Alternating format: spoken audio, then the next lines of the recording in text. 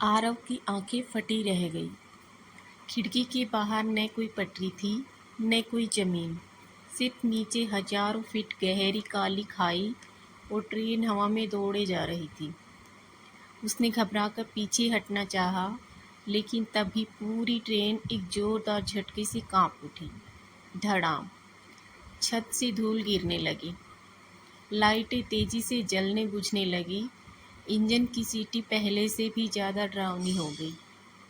तभी वही छोटा लड़का जिसने आरव को ट्रेन में बुलाया था, उसके सामने आकर खड़ा हो गया। इस बार उसके चेहरे पर मुस्कान नहीं थी। वह बोला, हमारे पास सिर्फ 10 मिनट हैं। उसके बाद कोई भी तुम्हें बचा नहीं पाएगा। आरव ने कांपती आवाज़ में पूछा, तुम हो कौन? लड़के ने धीरे से कहा, मेरा नाम विवेक है। मैं उन 213 यात्रियों में से एक हूँ जो इस ट्रेन के साथ हमेशा के लिए फंस गए। लेकिन रेलवे के रिकॉर्ड में तो ऐसा लिखा है कि ट्रेन गायब हो गई थी। विवेक की आंखों में आंसू आ गए, क्योंकि किसी ने सच छिपा दिया था। आरव कुछ समझ पाता उससे पहले ट्रेन अचानक एक लंबी काली सुरंग में घुस गई। सुरंग के अंदर इतना अंधेरा था कि अपनी उंगलियां भी दिखाई नहीं दे रही थी। लेकिन उस अंधेरे में भी सैकड़ों लोगों के रोने की आवाज़ गूंज रही थी। किसी की चीख, किसी की दया की पुकार, किसी बच्चे का रोना। ऐसा लग रहा था जैसे पूरी सुरंग दर्द से भर गई हो। आरव ने अपने कान बंद कर लिए, फिर भी आवाज़ें उसके दिमाग में गूंज रही थी। अचानक सुरंग की दीवारों पर तस्वीरें दिखाई देने लगी। पहली तस्वीर, एक खुशहाल परिवार ट्रेन में बैठा हंस रहा था। दूसरी तस्वीर, एक सैनिक अपनी माँ से फ़ोन पर बात कर रहा था। तीसरी तस्वीर, एक दुल्हन अपने पति का हाथ पकड़े मुस्कुरा रही थी। और फिर सब कुछ बदल गया। एक भयानक धमाका हुआ, पूरी ट्रेन हिल गई। लोग चीखने लगे, बत्तियां बुझ गई, धुएं से पूरा डब्बा भर गया। आरव समझ गया। वह उस रात की आखिरी घड़ियां देख रहा था। अचानक एक काली परछाई धुएं के बीच दिखाई दी। उसका चेहरा दिखाई नहीं दे रहा था, लेकिन उसकी आंखें लाल अंगारों की तरह चमक रही थी। जैसे ही वह परछाई आगे बढ़ी, पूरे डिब्बे में सभी बैठे यात्री डर के मारे कांपने लगे। विवेक फुसफुसाया, वो आ गया। कौन? जिसकी वजह से हम आज तक आज़ाद नहीं हो पाए। इतना सुनते ही वह काली परछाई सीधे आरव की तरफ देखने लगी। पहली बार उसकी आवाज़ सुनाई दी, एक और इंसान सच जानने आ गया। आरव पीछे हटने लगा, लेकिन उसके पैर जैसे ज़मीन से चिपक गए थे। काली परछाई धीरे धीरे उसके सामने आकर रुकी। फिर उसने अपना हाथ उठाया और आरव के माथे को छू लिया। अगले ही पल आरव की आंखों के सामने एक चेहरा उभरा। वह चेहरा देखकर उसकी सांसें थम गई। वह कोई अजनबी नहीं था, वह उसके दादाजी थे। लेकिन उनके चेहरे पर डर था और वे बार बार सिर्फ एक ही बात कह रहे थे, आरव, इंजन में मत जाना, वहाँ सच नहीं, मौत तुम्हारा इंतज़ार कर रही है। उसी क्षण पूरी ट्रेन की रफ्तार अचानक कई गुना बढ़ गई। सामने सुरंग का अंत दिखाई दिया, लेकिन उसके बाहर कोई स्टेशन नहीं था। वहाँ सिर्फ एक विशाल टूटा हुआ पुल था और ट्रेन पूरी रफ्तार से उसी की तरफ बढ़े जा रही थी। आरव के पास अब फैसला करने के लिए सिर्फ कुछ ही सेकंड बचे थे। आरव की सांसें तेज हो चुकी थी।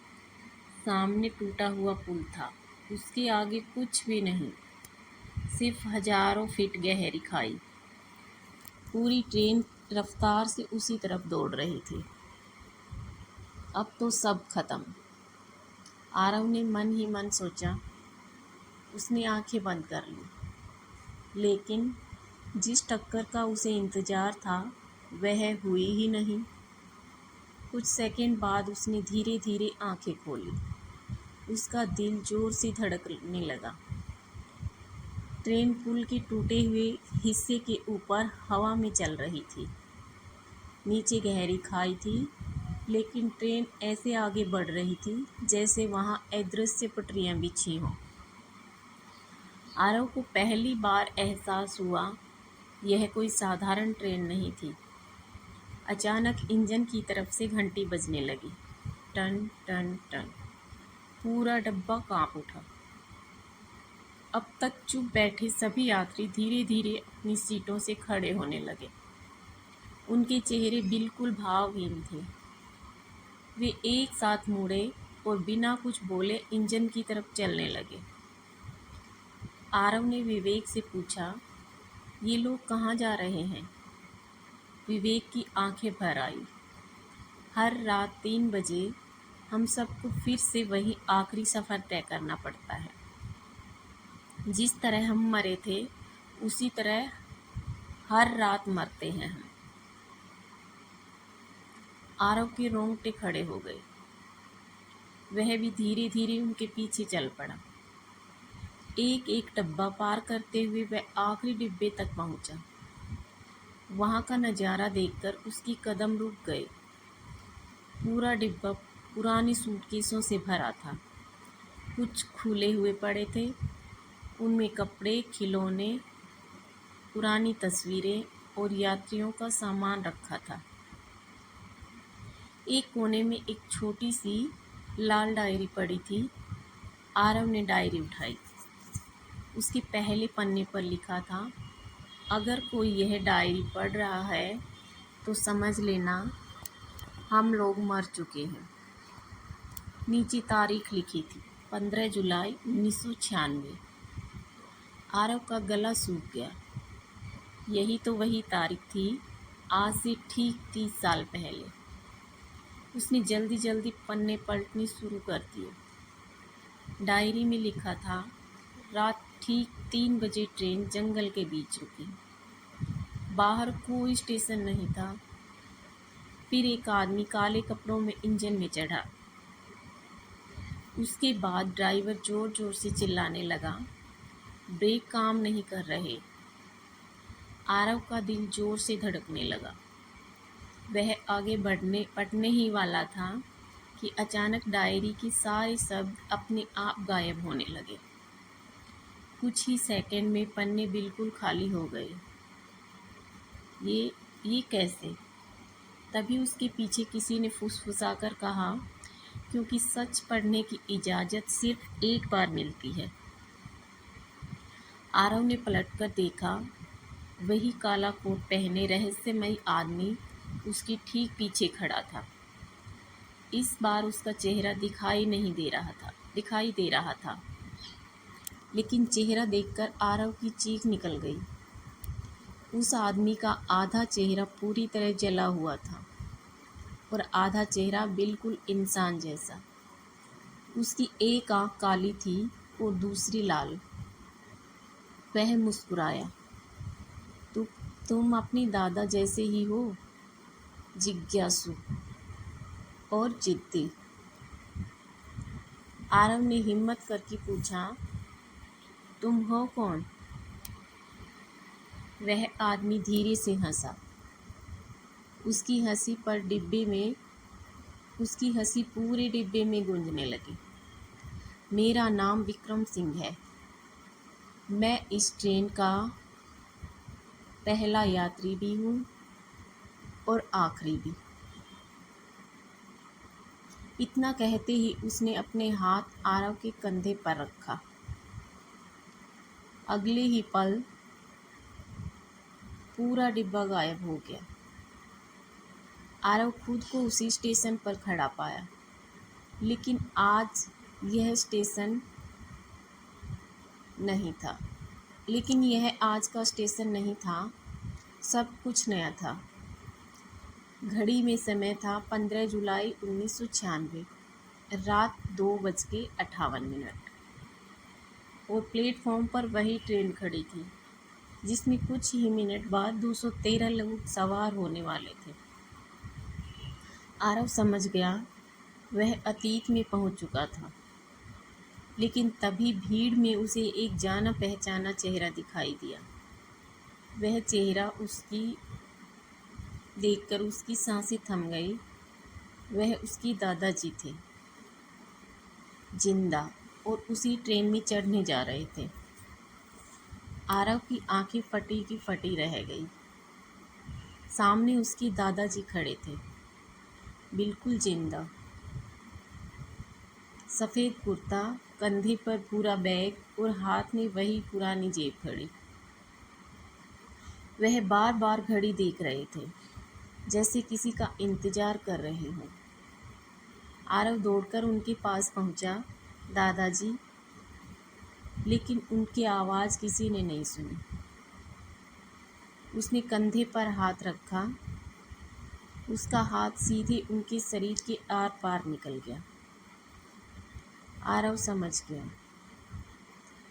वह अतीत को सिर्फ देख सकता था, बदल नहीं सकता था। तभी स्टेशन की पुरानी घड़ी ने 3 बजाए। टन टन टन। अचानक पूरे प्लेटफॉर्म की लाइटें एक साथ बुझ गई। कुछ सेकंड बाद जब लाइटें दोबारा जली तो प्लेटफॉर्म पर खड़े लोगों के चेहरे बदल चुके थे।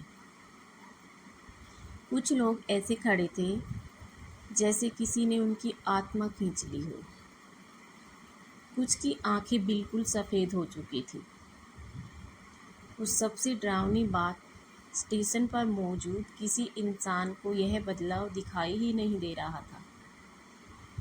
सभी सामान्य तरीके से अपनी अपनी सीटों पर बैठ रहे थे, जैसे कुछ हुआ ही ना हो। आरव बेचैन होकर इधर उधर देखने लगा।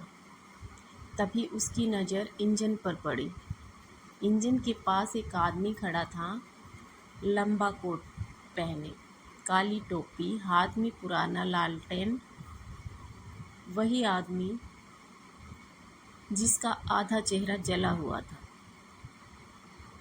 लेकिन इस बार उसका चेहरा पूरी तरह ठीक था। वह मुस्कुरा रहा था।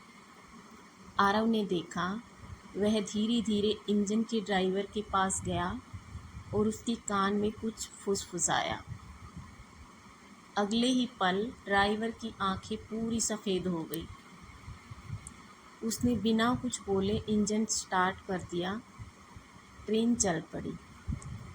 आरव भी उसके पीछे पीछे दौड़ा और अगले ही पल फिर उसी रहस्यमयी ट्रेन के अंदर पहुंच गया। इस बार ट्रेन पहले जैसी नहीं थी। हर यात्री हंस रहा था, बातें कर रहा था, बच्चे खेल रहे थे। किसी को अंदाज़ा नहीं था कि कुछ ही मिनटों में उनकी ज़िंदगी ख़त्म होने वाली है। आरव अपने दादाजी के सामने जाकर बैठ गया। दादाजी खिड़की से बाहर देख रहे थे। फिर उन्होंने अपनी डायरी निकाली और लिखना शुरू कर दिया। आरव ने पढ़ने की कोशिश की। उसने लिखा था, अगर यह डायरी किसी को मिले तो समझ लेना कि हमारी मौत दुर्घटना नहीं थी। इतना लिखते ही पूरी ट्रेन में अचानक बर्फ़ जैसी ठंडी हवा चलने लगी।